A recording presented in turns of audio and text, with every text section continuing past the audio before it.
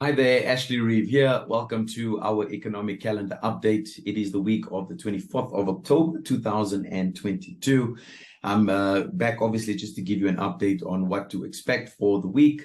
But before we do that, please note that QuickTrade is a licensed financial service provider as well as an over-the-counter derivatives provider. Myself, as always, mentioning to you guys, I'm a registered rep under supervision. I'm authorized to offer a bit of advice, but remember, risk, reward, and the execution of your trades will always remain your responsibility. So we want to, get into some weekly forecasts. Maybe just look at what happened last week.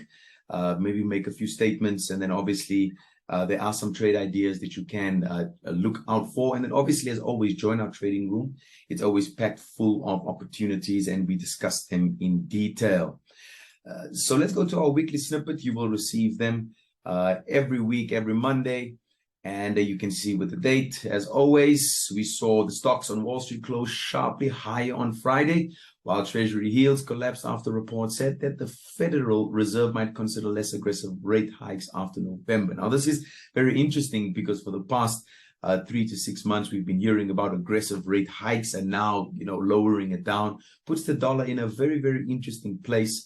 It is currently trading at the 111 point area, and obviously we're still looking pro-dollar, or we are still pro-dollar. We're looking for it to go, to 1.17 and 1.19, but it is still retracing, or at least struggling to come out of the retracement that it's currently in. And so with consumers then being able to spend is a good thing in the system.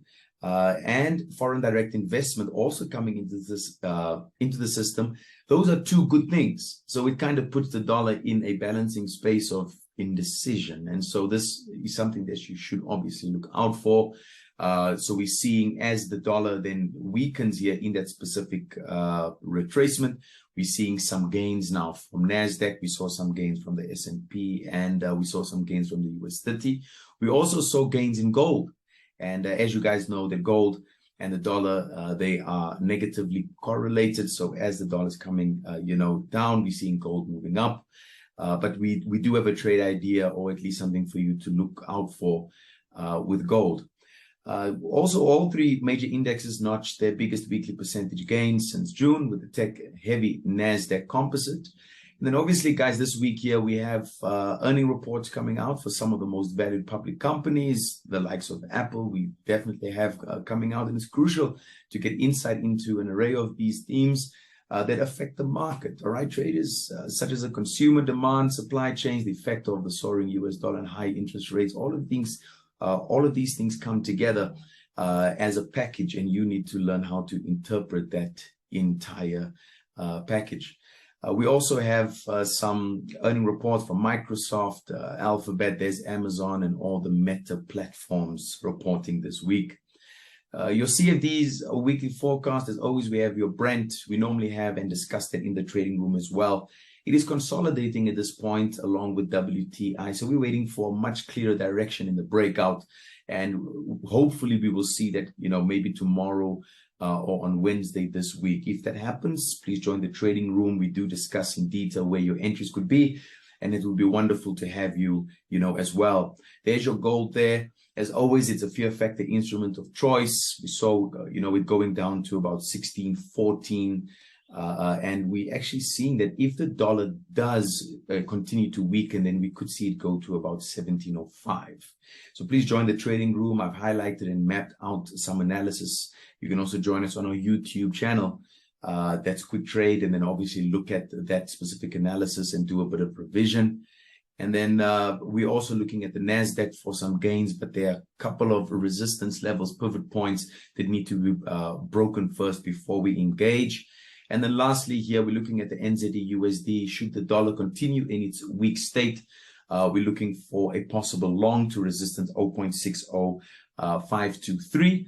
And there's currently, a trending range, or at least it's ranging between two monthly major pivot points. The weekly bullish momentum makes the buying position more attractive, and it will be short term. It's not going to be something that's sustained, with the breakout at 0.5746. But the suggestion on this, is to trade the pair to an exit of 0.60523.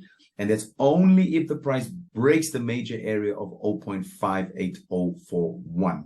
That is for the aggressive guys. But then we do have a more conservative level for the guys that want to go in at a later stage to get a higher probability. That would be if a daily candle then closes above 0.58161. And as always, risk and reward, please, whether you're trading currencies, commodities, indices, doesn't matter. Make sure your risk and reward is done correctly. Get to the trading room. Let's look at the analysis in much or in a deeper context. And then obviously, if you feel comfortable with your risk and you're happy with how we've analyzed it, please then, we would encourage get into the trade, get your experience, and then obviously continue your trading journey. From me to you, this is actually Reeve. Until, there is something urgent, I will definitely pop up on your screen again. But for now, I'm checking out. Bye-bye.